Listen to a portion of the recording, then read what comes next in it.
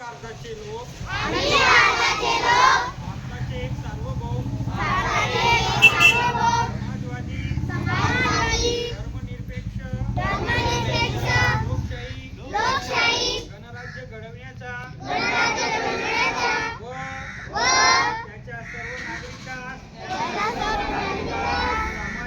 सामाजिक आर्थिक व राजनीतिक न्याय